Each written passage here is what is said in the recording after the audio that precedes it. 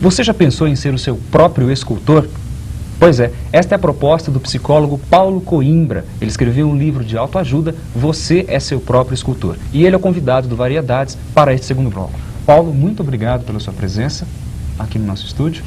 Eu que agradeço a oportunidade de estar aqui na TV Prevê e vamos falar sobre o livro com todo carinho, com toda tranquilidade. Espero colaborar para o programa e para a comunidade.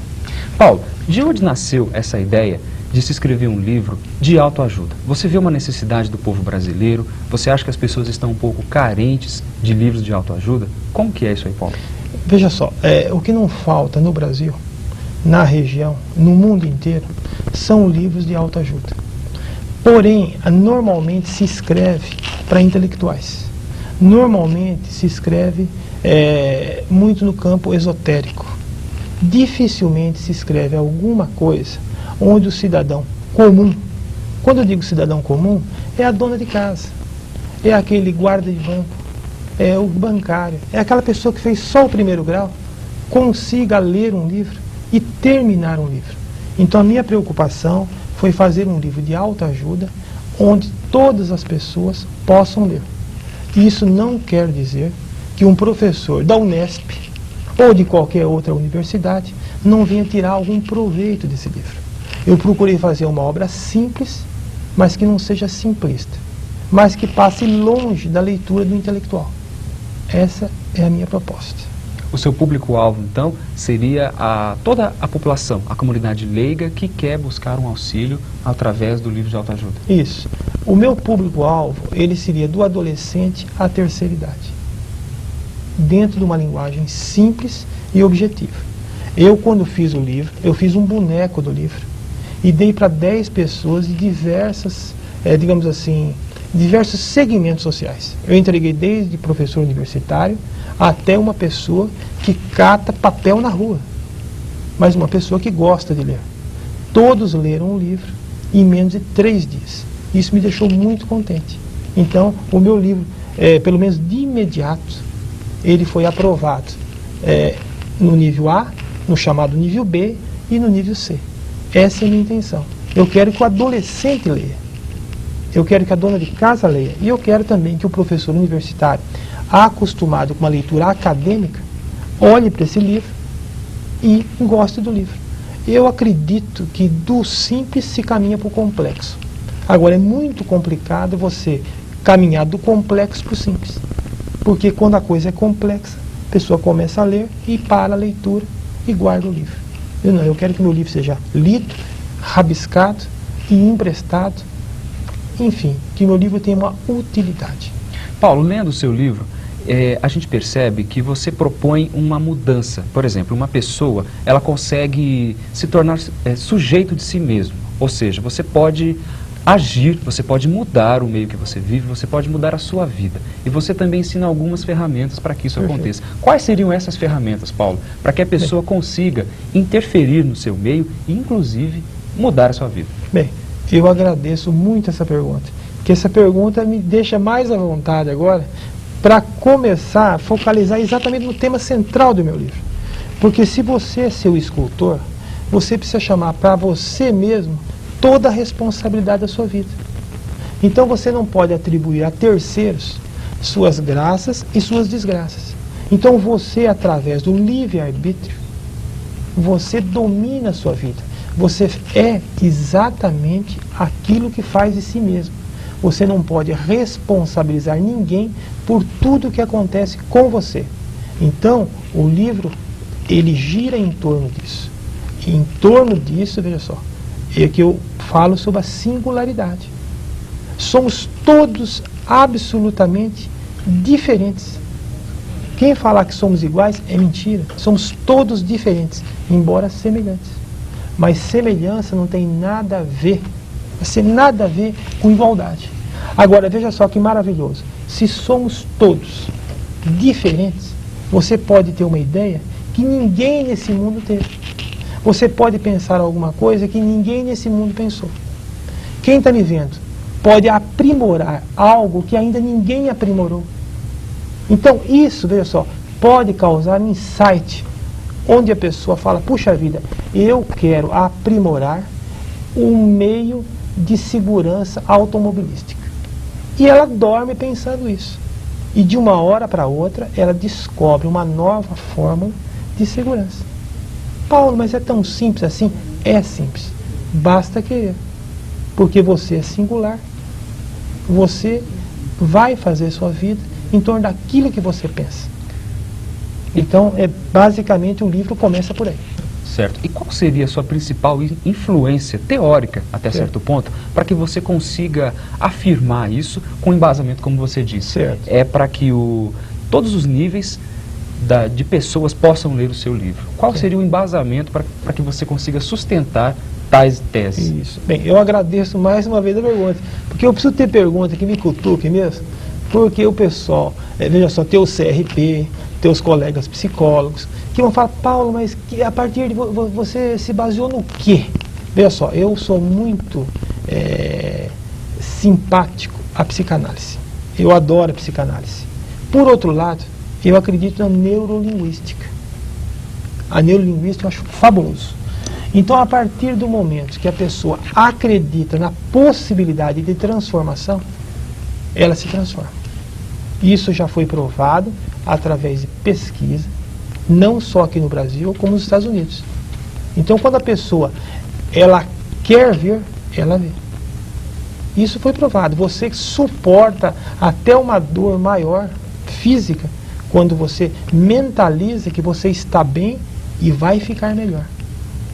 Se você estiver numa temperatura de 45 graus, que é uma temperatura praticamente onde você está quase tendo uma vertigem, e você se imaginar num lugar climatizado, não que você vai alterar o meio externo, mas você pode suportar mais essa temperatura.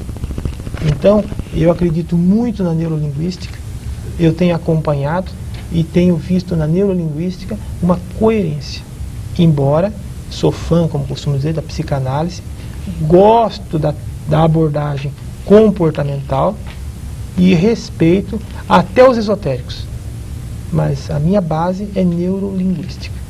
Que tem todo um fundamento científico. Que tem todo um fundamento científico. Que tem todo um resultado em cima de treinamentos de vendedores, treinamento de consultores, inclusive, treinamento de políticos. É em cima disso. Tudo hoje, veja só, tudo, quando eu digo 99,9, é com base nisso. Paulo, lendo o seu livro também com mais atenção, a gente percebe várias palavras que são frequentemente utilizadas, como aptidão, interesse, palavras todas que têm uma carga simbólica, vamos dizer assim, muito forte. Paulo, o que você pretende com palavras desse tipo em toda a estrutura do seu livro? Veja só, foi bom também se falar de aptidão e interesse. Todo mundo sabe o que eu vou falar.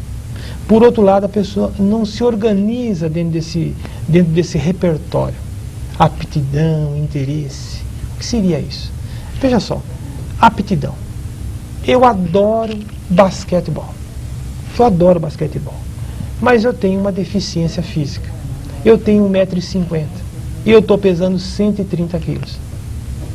Então, essa questão de gostar de futebol ou de basquetebol, com uma estatura de 1,50 m, pesando 120 quilos, me dificulta. Então eu não estarei apto para jogar futebol, embora meu interesse por futebol seja enorme. E no seu livro você dá uma ênfase bem grande que isso não tem nada a ver com preconceito. Né? De jeito nenhum. Claro. De jeito nenhum. Veja só, de jeito nenhum. Veja só, eu fico muito à vontade, isso aí é uma questão resolvida. Eu tenho uma deficiência física restrita ao meu braço esquerdo. Eu tenho interesse enorme por futebol. Agora, eu não seria um bom jogador de futebol. Porque ia exigir coisas que eu teria um esforço descomunal em relação a outra. Como eu não posso pegar um lutador de boxe que tem uma formação de primeiro grau incompleto, tem um corpo fabuloso, já ganhou diversos campeonatos, mas ele tem dificuldade de articular. E de uma hora para outra eu quero prepará-lo para ser um grande orador em menos de uma semana. Então fica complicado isso. Então a aptidão é você estar apto, física e psicologicamente. E interesse é você estar com vontade de fazer. Mas isso não quer dizer também que uma pessoa que não seja, por exemplo, tão alta ao ponto de se jogar basquete, não consiga jogar porque ela simplesmente não é alta, mas com um treino, com um preparo, com muito interesse, ela consegue Certo. chegar lá. Eu faço essa observação, que inclusive é inteligente, no sentido que o enorme interesse de uma pessoa pode fazer com que ela supere uma falta de aptidão. Veja, existem cegos que são professores. O interesse de ser professor foi tão grande que ele rompeu essa barreira. Agora, um cego não pode dirigir um automóvel. Não pode. Aí existe uma barreira intransponível, pelo menos hoje. Ele ameaça, inclusive, a segurança do meio que ele está inserido. Exatamente. Então você fala, Paulo, mas por que você está falando tudo isso? Muito fácil. Para que as pessoas façam uma análise, peguem uma folha de papel e à noite, tranquilamente, escrevam assim, qualidades e defeitos. E separem todas as qualidades, todos os defeitos. Vamos trabalhar em cima das nossas qualidades. Vamos trabalhar em cima das nossas aptidões, independente dos interesses. Agora, se você puder conciliar o seu interesse estando apto, ótimo. Ótimo. Vamos supor que você tem um amigo que ele tem uma dicção impecável e quer ser locutor de rádio. Muito bom. Tem todos os trunfos. Isso. Então, é por aí. Agora, veja só, são coisas simples, mas tem gente que não consegue ver isso. Então, o livro é para despertar. Isso é um tópico do livro. Correto. Isso é um tópico. Paulo, como que o nosso telespectador faz para conseguir o seu livro? Bem, meu livro, a distribuição do meu livro é nacional. Agora, essa distribuição nacional, ela começa assim. Primeiro em Bauru. Em Bauru, então, é possível encontrar? Em Bauru, na Jalovi. Nas livrarias locais Isso. já se encontra. Na Jalovi, em algumas livrarias. E qual é o preço, Paulo? R$16. Eu sou suspeito para falar bem do meu livro, mas ele está muito bem feito. Ele tem todo um trabalho. Posso mostrar o livro? E assim? Pode, à vontade. Ele tem todo um trabalho iluminado pela Carminha Fortuna. Correto. E que pode mostrar, inclusive, a capa do livro, Paulo. Eu estou mostrando a capa. Isso. E estou fazendo aqui um elogio do projeto gráfico.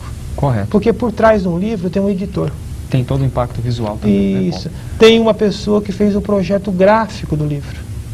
E tem um conteúdo que eu procuro respeitar, que eu procuro fazer com que a pessoa também goste do conteúdo, principalmente. Tá ótimo. Mas se eu não tenho uma boa embalagem, se eu não tenho um projeto gráfico que faz com que a pessoa veja o livro e tenha no mínimo interesse de folhear, fica difícil vender. Fica difícil vender. Então, em Bauru, ele está na Jalovi. Perfeito. Vai ser distribuído em todas as livrarias da região.